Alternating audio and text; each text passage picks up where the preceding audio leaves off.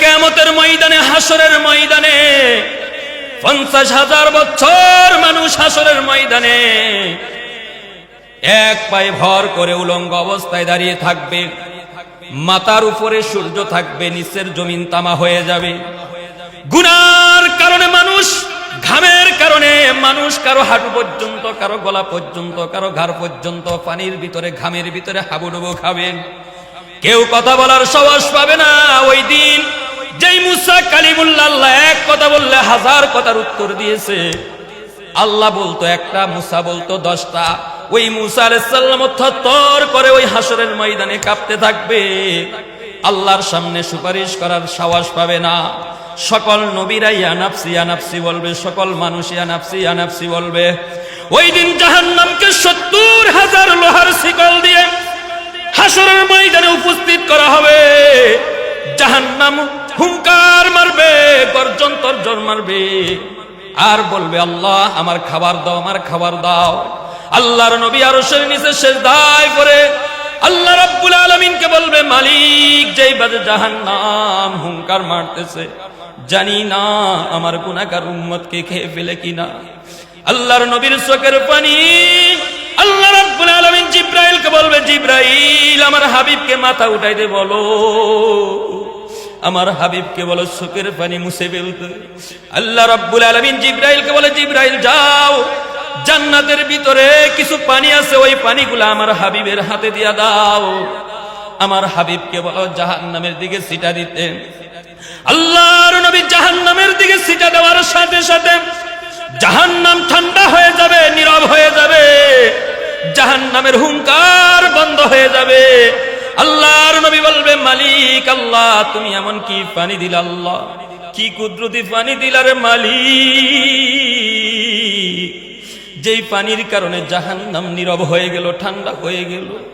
আল্লাহ ডাক দিয়ে বলবে, হাবিব আমার, এটা কোনো কুদরতি পানি না, এটা কোনো হাউজে কাউসারের পানি না, এটা আপনার গুনাহগার উম্মতগুলা দুনিয়াতে গুনাহ করে গভীর রজনীতে সিজদায় পড়ে পড়ে আমার দরবারে কান্নাকাটি করে যে চোখের পানি ফেলে দিয়েছে। আমি আল্লাহ ওই দিন ফেরেশতাকে বলেছি, ফেরেশতারা রে, ফেরেশতা আমার গুনাহগার বান্দার চোখের পানিগুলা জান্নাতে জমা করে রাখো। ওগো আমার হাবিব, আমার বন্ধু, আজকে জাহান্নামের এই অবস্থা দেখে আপনি যেইভাবে কান্নাকাটি করতেছেন, আমি আপনার ওই গুনাহগার উম্মতের চোখের পানিগুলা দিয়েছি। সুবহানাল্লাহ। তাহলে মুসলমানের চোখের পানির দাম আছে না নাই? মুসলমানের দাম আছে না নাই? জোরে বলেন, মুমিন আওয়াজে বলেন, আছে না নাই? মুসলমানের দাম আছে না নাই? আরে মুসলমানের দাম না শুধু মানুষ হওয়ার কারণে, মানুষের আল্লাহর কাছে একটা দাম আছে। কি হওয়ার কারণে? মানুষ হওয়ার কারণে একটা দাম আল্লাহর কাছে আছে। সোনার গায়ের যুবকেরা, ও যুবক, তুমি এখনো রাস্তায় ঘুরতেছো, দোকানে ঘুরতেছো, যুবক, তোমার কত যুবক দুনিয়ার জমিন ছেড়ে চলে গেছে, কত হুন্ডা অ্যাক্সিডেন্টে দুনিয়া ছেড়ে চলে গেছে, কত যুবক বিবাহ করার সুযোগ পায় না, কত গাড়ির অ্যাক্সিডেন্ট দুর্ঘটনায়, হার্ট অ্যাটাকে, ক্যান্সারে, বিভিন্ন রোগে স্ট্রোক করে কত যুবক দুনিয়ার জমিন ছেড়ে চলে গেল। এ যুবক, দুনিয়ায় থাকার জায়গা না, থাকতে পারবা না, তুমি আমি কেউ থাকতে পারবো না। খারাপ মানুষও থাকতে পারে নাই, ভালো মানুষের ভালো মানুষ নবী মুহাম্মদুর রাসূলুল্লাহ, উনিও দুনিয়ার জমিনে থাকতে পারে নাই। আল্লাহ দুনিয়ায় থাকার জন্য পাঠাই না রে যুবক। ও যুবক, এই জান্নাতের বাগান কালকার পাইবা না যুবক। কালকে এই সময় হয়তো এখানে র্যাকেট খেলা হবে, কথা বলেন ঠিক কিনা? কালকে কিন্তু জান্নাতের বাগান হবে না। এখনো সময় আছে যুবক, তুমি মাহফিলের প্যান্ডেলে চলে আসো। এটা এই জায়গায় এখন রহমত নাজিল হইতেছে। কোন সুবহানাল্লাহ। সুবহানাল্লাহ রাস্ত হয়ে গেছে, আরো জোরে কোন সুবহানাল্লাহ। মুমিনের আওয়াজে কোন সুবহানাল্লাহ। আল্লাহু আকবার, লিল্লাহি তাকবীর, নারায়ে তাকবীর। সুবহানাল্লাহর দাম কত জানেননি? আল্লাহর এক ওলি, আল্লাহর এক বান্দা একটা কবরের পাশ দিয়ে যাচ্ছে। কিসের পাশ দিয়ে? কবরের পাশ দিয়ে। হঠাৎ দেখে কবরের ভিতরে সুড়ঙ্গ একটা গর্ত দেখা যায়। আল্লাহর বান্দা ভাবলেন হয়তো কোন শিয়ালত গর্ত করেছে, এখানে হয়তো বসবাস করে। হঠাৎ নজর দিয়া দেখে কবরের ভিতরে একটা লোক নামাজ পড়তেছে। সুবহানাল্লাহ। কি পড়তেছে? নামাজ। নামাজ শেষ হওয়ার পরে ওই আল্লাহর বান্দা কবর ওয়ালাকে ডাক দিয়ে বলে, এ কবরবাসী ভাইরে, তুমি এই জায়গায় কিভাবে গেলা? কয়, মানুষ যেভাবে আসে আমিও সেইভাবে আসছি। অর্থাৎ আমি মারা গেলাম, দুনিয়াতে আমাকে গোসল দেওয়া হয়েছে, কাফন পরা হয়েছে, আমাকেও কবর দেওয়া হয়েছে। আমি দুনিয়াতে আল্লাহর কাছে ফরিয়াদ করেছি, মালিক দুনিয়াতে নামাজ কাজা করি নাই, নামাজ ছেড়ে দিই নাই। আল্লাহ, কবরে গেলে আমাকে একটু নামাজ পড়ার সুযোগ দিও, তোমাকে সিজদা করার সুযোগ দিও। আমরা তো দুনিয়াতে নামাজ পড়তে চাই না। আল্লাহর বান্দারা দেখেন কবরে যাওয়ার পরও নামাজ। এবার আল্লাহ রাব্বুল আলামিন তাকে কবরে নামাজ পড়ার সুযোগ দিয়েছে। উপরওয়ালা আল্লাহর বান্দা ডাক দেয়া বলে কবরবাসীকে, ভাইরে তুমি এই জায়গায় কত বছর পর্যন্ত নামাজ পড়তেছ? কবরওয়ালা বলতেছে, ভাইরে আমি সুদীর্ঘ 400 বছর পর্যন্ত নামাজ পড়তেছি। কয় বছর? তো 400 বছর শুনে আপনারা সুবহানাল্লাহ বলছেন, যে ব্যক্তি সরাসরি শুনছে সে সুবহানাল্লাহ বলছে না? কবরওয়ালা ডাক দিয়ে বলে, ভাইরে থামো, হ্যাঁ ভাই থামো, আমার 400 বছরের ইবাদত নামাজের কথা শুনে তুমি সুবহানাল্লাহ বললা। ভাইরে তুমি 400 বছরের ইবাদত তোমাকে দিয়ে দিলাম, তুমি একবার সুবহানাল্লাহর সবটা আমাকে দিয়া দাও। ভাই বুঝলাম না, 400 বছর ইবাদত নামাজ, আর আমি একবার সুবহানাল্লাহ তোমাকে দিয়ে দিতাম, আমার সুবহানাল্লাহর দাম এত বেশি। কবরওয়ালা ডাক দিয়ে বলে, ভাইরে কবরে আসার পরে 400 বছর নামাজ করেছি, সিজদা করেছি, এর বিনিময়ে আল্লাহ তাআলা একটা নেকিও দেয় না। কিন্তু তুমি যে একবার সুবহানাল্লাহ বলছো, কারণ হায়াত শেষ হয়ে গেলে রূহ যখন চলে যায়, দুই চোখ বন্ধ হয়ে যায়, তখন কিন্তু আর নেকি করার সুযোগ থাকে না। নেকি করার কি থাকে না? সুযোগ থাকে না, ইবাদতের দরজা বন্ধ। ভাইরে তুমি যে একবার সুবহানাল্লাহ বলেছো, এই তোমার একবার সুবহানাল্লাহর নেকি এত বেশি, এত বেশি, তোমার একবার সুবহানাল্লাহর ওজন মিজানের পাল্লায় দিলে ভরপুর হয়ে যায়। সুবহানাল্লাহ। তাহলে সুবহানাল্লাহ দাম আছে না নাই? মাঝে মাঝে সুবহানাল্লাহ বলবেন। কি বলবেন? সুবহানাল্লাহ বলবেন আশ্চর্য ঘটনা শুনলে। আর সুবহানাল্লাহ বললে এর অর্থ হইল আল্লাহ পবিত্র। কে পবিত্র? তো আল্লাহ তো পবিত্র, আমি আপনি বারবার বললাম সুবহানাল্লাহ, আল্লাহ পবিত্র। আল্লাহ রাব্বুল আলামিন কাল কিয়ামতের ময়দানে ফেরেশতাদেরকে বলবে, ফেরেশতারা রে, আমার এই বান্দা দুনিয়াতে সাক্ষ্য দিয়েছে আমি আল্লাহ পবিত্র। কে পবিত্র? আল্লাহ পবিত্র। এই সুবহানাল্লাহর ফজিলত লিখতে গিয়ে কারি তৈয়ব সাহেব রাহমাতুল্লাহ আলাইহি একটা ঘটনা উল্লেখ করেছেন হযরত ইউসুফ আলাইহিস সালামের। হযরত ইউসুফ আলাইহিস সালাম যখন মিশরের জমিতে জুলেখায় যখন প্রেমের আসক্ত হয়ে গেছে, ইউসুফ আলাইহিস সালামের সঙ্গে ওই খারাপ চরিতার্থ করার জন্য, জিনা করার জন্য ইউসুফ আলাইহিস সালামকে একে একে 7 তলায় নিয়ে গেছে। ওইখান থেকে ইউসুফ আলাইহিস সালাম দৌড় দিয়েছে।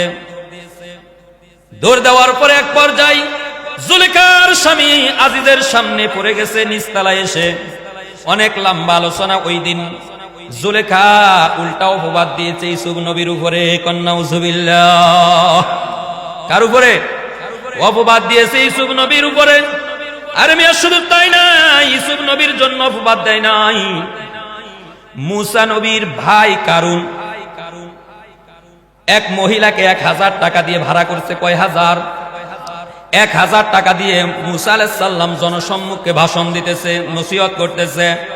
ওই মহিলাকে ভাড়া করছে, তোমাকে 1000 টাকা দিব, তুমি যা বলবা যে মুসা আমার সঙ্গে জিনা করেছে, নাউজুবিল্লাহ। মুসা আলাইহিস সালামের সামনে মহিলা আসার পরে মুসা আলাইহিস সালামের মুজিজা দেখে মুসা আলাইহিস সালামের যখন মেজাজ গরম হতো, পশমগুলা তার কাটার মতো দাঁড়ায় যাইত। সুবহানাল্লাহ। তার কাটা চিনেননি? তার কাটার মতো দাঁড়িয়ে যাইতো চুল পশমগুলা। মুসা আলাইহিস সালামের মুজিজা। নবী তো পয়গম্বর মুসা আলাইহিস সালামের সামনে আসার পরে মহিলা বলে, ওগো পয়গম্বর, কারুন আমাকে টাকা দিয়ে মিথ্যা অপবাদ দেওয়ার জন্য উপস্থিত করেছে। শুধু তাই নাই, আম্মা জান আয়েশা রাদিয়াল্লাহু তাআলা আনহা, নবীজির স্ত্রী, যাকে আল্লাহ তাআলা পছন্দ করেছেন নবীর জন্য, আবু বকর সিদ্দিকের কন্যা, তার নামে জিনার অপবাদ দিয়েছে। কিসের অপবাদ? আল্লাহর রাসূল তো মানুষ, স্ত্রীর নামে অপবাদ এক পর্যায়ে বাবার বাড়িতে পাঠাই দিয়েছে, আবু বকরের বাড়ি।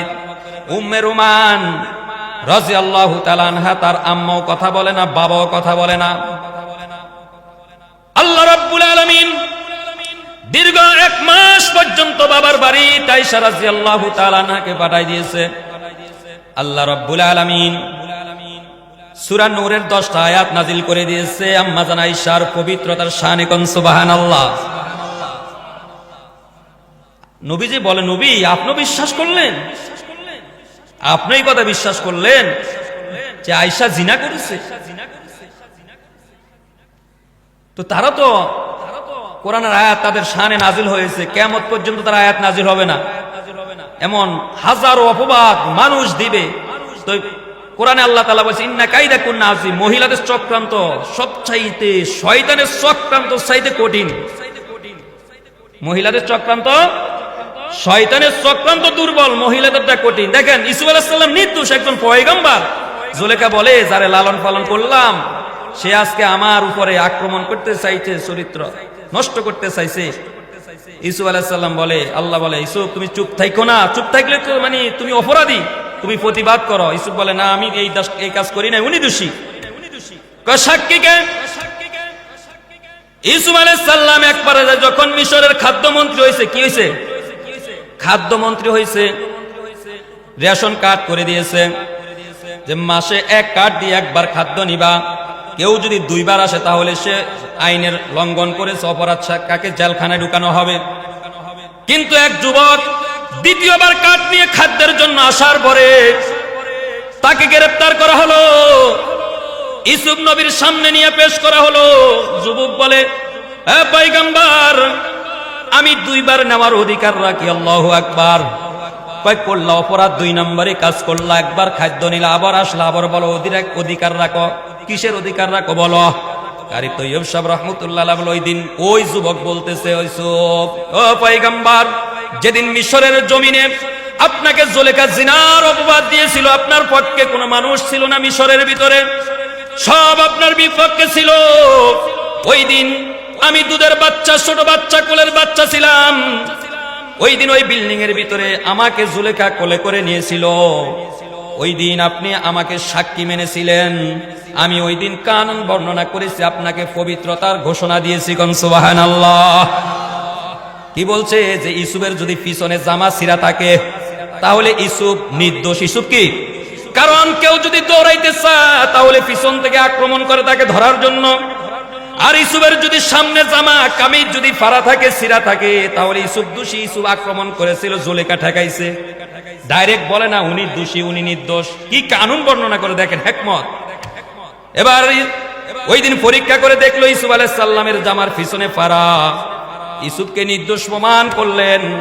ওই যুবক বলে, ওগো পয়গম্বর, ওই দিন আপনার পবিত্রতার সাক্ষ্য আমি ওই বাচ্চা দিয়েছিলাম, সেই যুবক আমি। একবার মিশরের নাগরিক হিসাবে আমি খাদ্য নেওয়ার অধিকার রাখি, 2য়বার আমি আপনার ওই পবিত্রতার সাক্ষ্য দেওয়ার কারণে ওই সাক্ষী দাতা হিসাবে খাদ্যের জন্য এসেছি। সুবহানাল্লাহ। কারি তৈয়ব সাহেব রাহমাতুল্লাহ আলাইহি বলেন, ওই দিন ইউসুফ আলাইহিস সালাম খাদ্য মন্ত্রী, খাদ্য বন্টনকারী যারা ছিলেন তাদেরকে বলেছিলেন, এ আমার পবিত্রতার সাক্ষ্য দিয়েছে, 1 বার আর 2 বার নয়, যতবার সে খাদ্যের জন্য আসবে ততবার তাকে খাদ্য দিয়া বিদায় দিবা। কারি তৈয়ব সাহেব রাহমাতুল্লাহ আলাইহি বলেন, দুনিয়ার একজন মানুষকে পবিত্রতার সাক্ষ্য দেওয়ার কারণে যদি বারবার খাদ্যের অনুমতি পায়, আল্লাহ রাব্বুল আলামিন কাল কিয়ামতের ময়দানে, হাসরের ময়দানে আল্লাহ বলবে, ফেরেশতা আমার বান্দা দুনিয়াতে আমাকে পবিত্রতা বলে ঘোষণা দিয়েছে, সুবহানাল্লাহ, বারবার সুবহানাল্লাহ বলেছে। আজকে আমি আল্লাহ ঘোষণা দিলাম, ফেরেশতা আমার এই বান্দা এক জান্নাত আর দুই জান্নাত নাই, যত জান্নাত চাই। আল্লাহ, তাহলে সুবহানাল্লাহ দাম আছে, মৃত্যুর পরে বুঝে আসবে। এখনো যারা রাস্তা আছেন প্যান্ডেলে চলে আসেন, চতুর্পাশে রহমতের ফেরেশতা আছে। কি আছে? আমি কিন্তু এখনো যে হাদিস পড়ছি, কোরআন আয়াত পড়ছি, ওইখানে যাই নাই। এখন আপনাদেরকে ভাও করতেছি। কি করতেছি? ভাও করতেছি। ওয়াজ করতে হলে ভাও লাগে আগে। এখন আপনাদেরকে ভাও করতেছি, লাইন করতেছি, তারপরে ওয়াজ শুরু করব। আমার যে আয়াত আর হাদিস পড়েছি, ফেরেশতারা চতুর্পাশে, একদল ফেরেশতা একজনের উপর ভর করে করে আল্লাহর আরশ আজিম পর্যন্ত চলে যায়। কোন সুবহানাল্লাহ। আল্লাহ রাব্বুল আলামিন দেখে শুনে জানে, তারপর আল্লাহ রাব্বুল আলামিনের একটা শান। ফেরেশতাদের জিজ্ঞাসা করে, ফেরেশতারা আলমপুর সরকারি প্রাথমিক বিদ্যালয় মাঠে আমার পাগল বান্দারা কি করতেছে? এই যে আমরা এখানে বসে আছি, জিকিরের মজলিসে বসছি, আল্লাহ রাব্বুল আলামিন, আল্লাহর নবী হাদিসে বলেন এর চেয়ে উত্তম মজলিস ফেরেশতার মজলিসে আলোচনা করতেছে। কে আলোচনা করে? আল্লাহ। কে? আল্লাহ। আমাকে আপনাকে নিয়ে এখন আলোচনা চলতেছে আল্লাহর আরশ আজিম। ফেরেশতাদেরকে বলে, ফেরেশতারা আমার বান্দারা কি চায়? কয় আল্লাহ আপনার বান্দারা জান্নাত চায়। কি চায়? জান্নাত চায়। জান্নাত দেখছে? কয় না আল্লাহ জান্নাত দেখে নাই। যদি জান্নাত দেখতো, আল্লাহ জান্নাত পাওয়ার জন্য দুনিয়ার সব কিছু ছেড়ে দিয়ে জান্নাত পাওয়ার জন্য পাগল হয়ে যেত। আল্লাহ রাব্বুল আলামিন ডাক দিয়ে বলে, ফেরেশতারা আর কি চায়? আল্লাহ জাহান্নাম থেকে নাজাত চায়। কিসে থেকে? জাহান্নাম থেকে নাজাত চায়। জাহান্নাম আছে, কবর আছে, আল্লাহ আছে, বিশ্বাস হয়? বিশ্বাস হয়? এক হিন্দু গেছে ঠাকুরের কাছে আল্লাহ সৃষ্টিকর্তা দেখতে। কি দেখতে? সৃষ্টিকর্তা। তো হিন্দু বলে, তুই যে বানাইছ, পূজা করতেছ, তোর ঘরে তো আছে, ওইটাই তো সৃষ্টিকর্তা। কই বেড়ায়? ওইটার আমি নিজে হাতে মাটি দিয়া, খের দিয়া, লাঠি দিয়া, বাঁশ দিয়া আমি নিজে বানাইলাম, রোদ্রে শুকাইলাম, এটা আবার সৃষ্টিকর্তা হয় কেমনে? কথা হলে আমি পারুম না, আমাদের ঠাকুর আছে, ঠাকুরের কাছে নিয়ে যাই তোরে। তো ঠাকুরের কাছে নিসারে কয় সৃষ্টিকর্তা দেখবে। ওই ঠাকুরও কইতেছে যে তোর ঘরে না আছে? কয় এটা তো আমি নিজে বানাইছি, এটা কি সৃষ্টিকর্তা? আমার যে বানাইছে এই সৃষ্টিকর্তা দেখুন। আমি তো ছোট ঠাকুর, বড় ঠাকুরের কাছে লয়ে যাই। তো যেটা বড় এটা শয়তানও বড়। ওটা কি? শয়তানও বড়। এ কয় যা তো বুঝাইতেছে, কাজ হয় না। কয় তুই তো সৃষ্টিকর্তা দেখতে পারবি না। মুসা আল্লাহরে দেখতে চাইছে, পাহাড়ে বেহুশ হয়ে গেছে, পাহাড় জ্বলে গেছে, তুই আর বেহুশ হয়ে যাবি, জ্বলে যাবি। আমি জ্বলি আর ফুরি, আমি সৃষ্টিকর্তা দেখুন। তো এক পর্যায়ে কয় সৃষ্টিকর্তা দেখতে, রাত্রে আইতেইব। কোন সময়? রাত্রে। আল্লাহ তাআলা হেদায়েত দিতেছে। কি দিতেছে?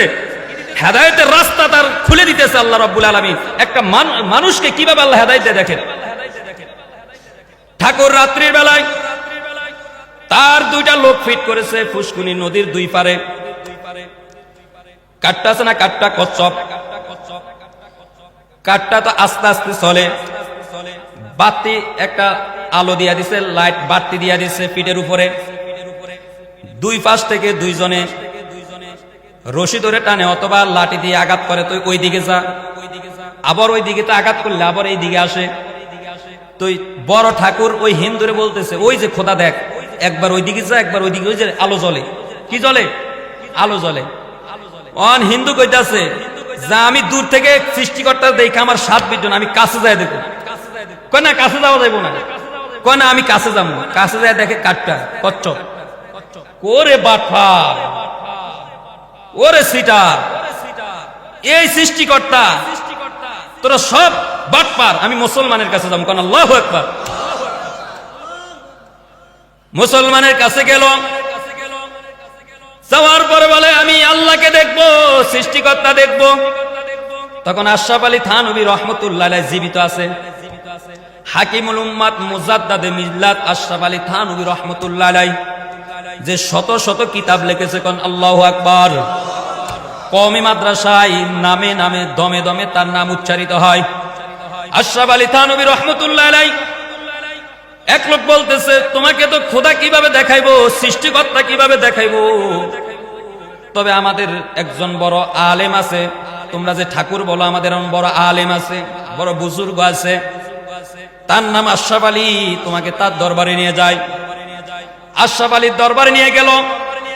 যাওয়ার পরে আশরাফ আলী থানভী রাহমাতুল্লাহ আলাইহি ওই হিন্দু লোককে বলে, তুমি অনেক দূরেতে আসছো, একটু অপেক্ষা করে, একটু হাত মুখ দাও, তুমি একটু ফ্রেশ হও। কয় না, আমি সৃষ্টিকর্তা দেখবো। কয় তুমি আগে একটু রিল্যাক্স হও, একটু ঠান্ডা হও, একটু রেস্টে থাকো, তাহলে তুমি সৃষ্টিকর্তা দেখতে পারবা, এত তাড়াহুড়া করো না। তাকে খাবার দিল, উজুর পানি দিল, মেহমানদারি করাইতেছে। উনি বারবার কয়, তুমি খাওয়ার যা করো, আমি আশরাফ আলীর সাথে দেখা করতে আসছি। কি বলতেছে? আমি আশরাফ আলীর সঙ্গে দেখা করব। একবার যাই, তাকে মেহমানদারি করার পরে বলে, যে তোমাকে মেহমানদারি করাইতেছে সেই আশরাফ আলী। আল্লাহু আকবার। এবার বলে, তুমি কি করতে আসছো, কি বলবা বলো।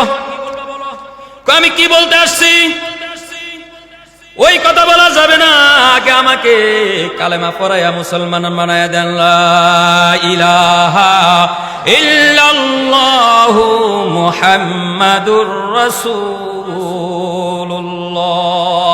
সাল্লাল্লাহু আলাইহি সাল্লাম। কালেমা পড়ে মুসলমান হইলেন, ওনার দরবার ছাড়া যায় না, একে একে বছরের বছর যায়। আশরাফ আলী থানভী, তুমি কি বলতে আসছো? আশরাফ আলী বলে না যে সৃষ্টিকর্তা দেখবে, আগে তার সাথে দেখা করতে গেছে। কি বলতে আসছো বলো। যেই কথা বলতে আসছি ওই কথা বলা যাবে না। কয় না, বলো। আমি তো এখনো মানুষ হইতে পারি নাই। কি বলতেছে? আমি মানুষ হতে পারি নাই, আমি তো এখনো অমানুষ আছি। মানুষ না হলে তো আল্লাহকে দেখা যাবে না। আমি আসছিলাম আল্লাহ দেখার জন্য, আমি সব বুঝে ফেলেছি। আশরাফ আলী থানভী রহমতুল্লাহ আলাইহি বলে, দুনিয়াতে দেখতে পারবা না, আখিরাতে। কোথায়? তাহলে আল্লাহ আছে না নাই? কি বলেন, আছে না নাই? আচ্ছা মানুষ বলো দেখি, রাত্রি কেন কালো, চাঁদ সূরজ কোথা থেকে পেলো এত আলো? কথা বলেন ঠিক কিনা? পশু পাখি কয় না কথা, মানুষ কেন কয়? বলো বলো বলো মানুষ এসব কেমন করে হয়? দুধ কেন এত সাদা, মরিচ কেন ঝাল, আমগুলো শক পাকলে আবার কেমনে হয় তা লাল? কথা বলেন ঠিক কিনা? ডিমগুলো সব একই রঙের, পার্থক্য নাই মোটে, সাদা কালো বাচ্চাগুলা কেমন করে ফুটে? কথা বলেন ঠিক কিনা? ডিম এক সাইজ না, সব একই আইটেমের, কিন্তু বাচ্চা ফুটার পরে সাদা কালো বাচ্চা ফুটে না, ফুটে না। ডিমগুলো সব একই রঙের, পার্থক্য নাই মোটে, সাদা কালো বাচ্চাগুলো কেমন করে ফুটে? আমরা সবাই বাস করি ভাই এই দুনিয়ার রঙে, হাতের লেখা আর চেহারা কারো মিলে না কারো সঙ্গে। কথা বলেন ঠিক কিনা? আর মিলে না গলার কণ্ঠ, বিদ্যাঙ্গুলের টিপ, আল্লাহ তাআলা একজন আছে, প্রমাণ হলো ঠিক। কথা বলেন ঠিক কিনা? পৃথিবীর কোন মানুষের কণ্ঠের সাথে কণ্ঠস্বর মিলে না, আঙ্গুলের ছাপ পৃথিবীর কারোর সাথে মিলে না। বিভিন্ন জায়গায় ফিঙ্গারিলের ধরা খায়া যায়। কথা বলেন ঠিক কিনা? কত মানুষ বিদেশ থেকে আপনার ধরা খায়া, যখন সরকার ফিঙ্গার রাইকা ফাটাইয়া দেয়, আবার আপনি বিষা নিয়ে যদি যান, ফিঙ্গারে ধরা খায়া যায়। কথা বলেন ঠিক কিনা? যে কথা বলতেছিলাম, আল্লাহ রাব্বুল আলামিন বলে, ও ফেরেশতারা জাহান্নাম দেখছে নাকি? কয় না, আল্লাহ জাহান্নাম দেখে নাই। কয় যদি জাহান্নাম দেখতো, কয় আল্লাহ দুনিয়ার সব ভুলে যাইতো জাহান্নাম থেকে বাঁচার জন্য। কিসে থেকে? জাহান্নাম থেকে বাঁচার জন্য, কবরের আযাব থেকে বাঁচার জন্য। আল্লাহ বলেন, আর কি চাই? আল্লাহ আপনাকে চাই। কাকে চাই আমরা? এখানে আসছি কার জন্য আসছি? জোরে বলেন, কার জন্য আসছি? আমাদের মালিককে। আরো জোরে বলেন, আমাদের মালিককে, আমাদের হায়াতের মালিককে, আমাদের মওতের মালিককে, আমাদের রিজিকের মালিককে, এই সব কিছুর মালিককে। জোরে বলেন আল্লাহ। আল্লাহ রাব্বুল আলামিন ফেরেশতাদেরকে বলে, রে ফেরেশতারা তোরা সাক্ষী থাক। ফেরেশতা আমার বান্দা জাহান্নাম দেখলো না, জাহান্নাম থেকে বাঁচতে চায়, আমি আল্লাহ জাহান্নাম থেকে নামটা কাইটা দিয়া জান্নাত দেখে নাই, জান্নাত পাইতে চাই, আমি আল্লাহ জান্নাতের লিস্টে নামটা উঠায়া আমি আল্লাহ আমার বান্দার হয়ে গেলাম। কোন সুবহানাল্লাহ। যুবক, এখনো যারা রাস্তায় আছো, ঘরে আছো, দোকান পাটে আছো, প্যান্ডেলের ভিতরে চলে আসো। রাস্তায় ঘাটে থাইকা কিন্তু এই সব পাইবা না, এই রহমত পাইবা না। এখনো সময় আছে, প্যান্ডেলের ভিতরে চলে আসো। এবার একটু আলোচনায় যাই, যে হাদিস পড়েছি। وقال النبي صلى الله عليه وسلم الناس معادن كمعادن الذهب والفضة خيارهم في الجاهلية وخيارهم في الإسلام إذا فقهوا أو كما قال عليه الصلاة والسلام। হযরত আবু হুরায়রা রাদিয়াল্লাহু তাআলা আনহু থেকে হাদিস বর্ণিত। আবু হুরায়রা রাদিয়াল্লাহু তাআলা আনহু বলেন, আল্লাহ রাসূল উপমা দিয়েছেন যে মানুষ সৃষ্টিগতভাবেই দামি, মানুষ সৃষ্টিগতভাবেই দামি। ওই মানুষটা যদি জাহিল হয়, কাফের অবস্থায় হয়, ওই মানুষটারও একটা দাম আছে। কোন সুবহানাল্লাহ। মানুষ যদি জাহেল কাফের অবস্থায়ও থাকে, ওই মানুষ হওয়ার কারণে, ইনসান হওয়ার কারণে আল্লাহ রাব্বুল আলামিনের কাছে ইনসানের একটা দাম আছে। এই জন্য আল্লাহ রাব্বুল আলামিন প্রত্যেকটা মানুষের নামে নামে জান্নাত বানাইছে। বুশের নামও জান্নাত আছে, মোদির নামও জান্নাত আছে, সবার নামে আল্লাহ জান্নাত বানাইছে। মানুষ হওয়ার কারণে, কি হওয়ার কারণে? মানুষ হওয়ার কারণে।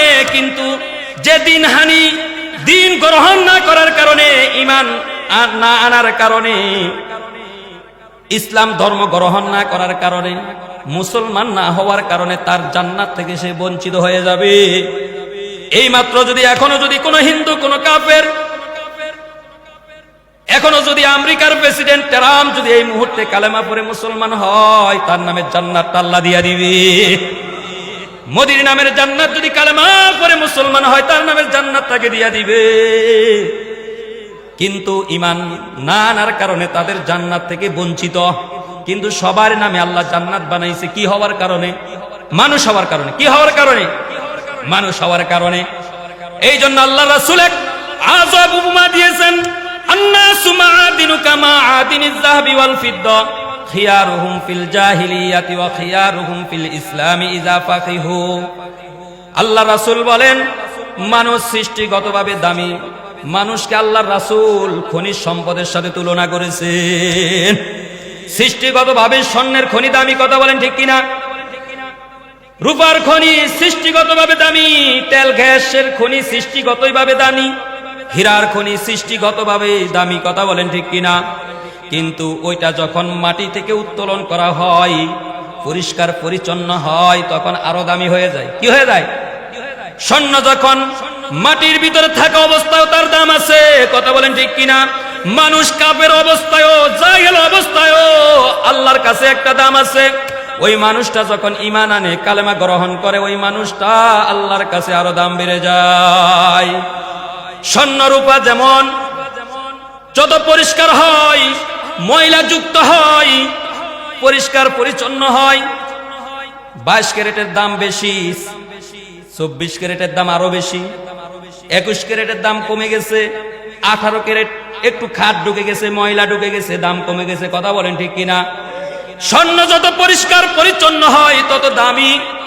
ওটা যখন আবার ডিজাইন হয়, ডিজাইন স্বর্ণকারে যখন ডিজাইন করে, তখন ওটা আরো দাম বেড়ে যায়।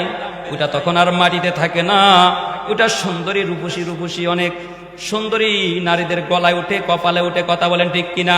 কানে উঠে, গলার ভিতরে উঠে। আল্লাহ রাব্বুল আলামিন বলেন, মানুষ যদি মানুষ হয়, মানুষ যদি মানুষের মতো মানুষ হয়ে যায়, ওই মানুষটাকে আল্লাহ জমিনে রাখে না, ওই মানুষটাকে আল্লাহ আসমানে উঠায় নেয়। কোন সুবহানাল্লাহ। এই জন্য আল্লাহ রাসূল মেরাজে গেছে। আজকে কিন্তু 27 তারিখ, চাঁদের কয় তারিখ? 26 তারিখ, দিবাগত রাত 27 তারিখে চাঁদ উঠেছে। আল্লাহ রাসূল মেরাজ যাওয়ার পরে আর শাজিমে হযরত বিলালের আওয়াজ শুনে, বিলাল রাদিয়াল্লাহু তাআলা পায়ের আওয়াজ শুনতেছে। আল্লাহ রাসূল মেরাজ থেকে আসার পরে বলে, ইয়া হে বেলাল, তুমি কি এমন আমল করো বেলাল? তোমাকে জমিনে না আরশে আজিমে তোমার পায়ের আওয়াজ শুনলাম। ঘটনা কি? আল্লাহু আকবার। বেলাল রাদিয়াল্লাহু তাআলা আনহু বলা, ইয়া রাসূলুল্লাহ, ইয়া হাবিবাল্লাহ, আমার বেশি কোনো আমল নাই, আমার ওযু ছুটে গেলে ওযু করি, 2 রাকাত তাহিয়াতুল ওযুর নামাজ আদায় করি। আল্লাহু আকবার। তাহলে মানুষ যত গুনাহমুক্ত হবে, যত পরিষ্কার হবে, যখন মাথায় টুপি উঠে ওই মানুষটার দাম বেড়ে যায়, যখন মুখে দাড়ি উঠে যায় ওই মানুষটার আরো দাম বেড়ে যায়, গায়ে লম্বা জুব্বা উঠেছে, লম্বা পাঞ্জাবি উঠেছে, আরো দাম বেড়ে যায়। ওই মানুষটা যখন ঈদের নামাজ পড়ে আরো দাম বেড়ে যায়। একজনে মনে করেন শুধু ঈদের নামাজ পড়ে আর পড়ে না, কি পড়ে? আর একজন মনে করেন জুমার নামাজও পড়ে ঈদের নামাজও পড়ে। দুইজন কি সমান? যে জুমার নামাজ আদায় করছে তার একটু স্টিকার বেশি উঠছে, তার দাম একটু বেড়ে গেছে। যেই ব্যক্তি আবার জুমার নামাজও পড়ে, পাঞ্জাকানা দৈনিক 5 ওয়াক্ত নামাজ পড়ে, তার দাম আর তার দাম সমান। পাঞ্জাকানার নামাজ যে পড়ে তার দাম আরো বেড়ে গেছে। যে ব্যক্তি আওয়াবিন, তাহাজ্জুদ, ইশরাক, শাস্ত্রের নামাজ, কোরআন তেলাওয়াত, জিকির আজকার বাড়ায় দিছে, ওই ব্যক্তির দাম আরো বেড়ে গেছে। কথা বলেন ঠিক কিনা? সৈন্য যত পরিষ্কার পরিচ্ছন্ন হয়, যেমন দাম বেড়ে যায়। মানুষ যখন গুনাহমুক্ত হয়ে যায়, পরিষ্কার হয়ে যায়, ওই মানুষটা তখন দাম বেড়ে যায়। কি বেড়ে যায়? দাম বেড়ে যায়। যেমন মনে করেন গুলিস্তান ফুটপাতে পোশাক বিক্রি করে না? এই যে শীতের দিনে দেখবেন কয় 200 টাকা, 150 টাকা, 300 টাকা, বাচ্চা বাচ্চা 300 টাকা বলে কিনা? ওটারও দেখবেন 2 প্যাকেট, ওটারও দেখবেন নিচে 2 প্যাকেট, উপরও 1 প্যাকেট। ওটারও দেখবেন এরকম ডিজাইন, ওটার দাম 300 টাকা। ঠিক আমার গায়ের এই কুটির মতো মনে করেন আরেকটা মনে করেন বসুন্ধরা, যমুনা ফিউচার পার্ক দামি মার্কেটে ঢুকে গেছে, আয়রন করে ইস্তারি করে গ্লাসের ভিতরে রাখছে। যারা ওইখানে বিক্রি করে তারা দামি দামি প্যান্ট শার্ট পরে, শু পরে, টাই লাগায়া, সেন্ট ব্যবহার করে। আপনি কাস্টমার গেছেন, কয় আসেন স্যার, বসেন স্যার, কথায় কথায় স্যার, কথা বলেন ঠিক কিনা? কিন্তু গুলিস্তান ফুটপাতে যে বিক্রি করে লঙ্গি পরে অথবা টাইজার পরে ধুলা বালির ভিতরে বিক্রি করে, ওটা ধুলা ময়লা যুক্ত, ওটা দুর্গন্ধ লেগে গেছে, ওটার দাম 300 টাকা। আরেকটা পরিচ্ছন্ন পরিষ্কার সব কিছু করে আয়রন করে দামি মার্কেটে ঢুকছে, ওটার দাম হয়ে গেছে 2000 টাকা, কয় হাজার টাকা। আবার আসার সময় দামি একটা ব্যাগ ধরায় দেয়। কথা বলেন ঠিক কিনা? আপনি মনে করেন দামি ব্যাগ আপনার এমনি দিয়ে দিছে, না, ওই ব্যাগের দামও আপনার কাছ থেকে নিয়ে গেছে। আসেন স্যার, বসেন স্যার, কথায় কথা স্যার, ওইটার দামও নিয়ে দিছে। দামি মার্কেটে ঢুকছে, ওই মার্কেটের ভাড়ার টাকাটাও ওই পোশাকের ভিতরে ঢুকছে। কথা বলেন ঠিক কিনা? তার মানে দামি মার্কেটে ঢুকার কারণে পরিষ্কার পরিচ্ছন্ন হয়ে আয়রন ইস্তারি করে গ্লাসের ভিতরে রেখে দেওয়ার কারণে যেমন দাম বেড়ে গেছে, ঠিক একটা মানুষ যখন মানুষ হয়ে যায়, গুনাহ ছেড়ে দিয়ে যখন আল্লাহওয়ালা হয়ে যায়, ওই মানুষটার দাম আল্লাহর কাছে আরো বেড়ে যায়। সুবহানাল্লাহ।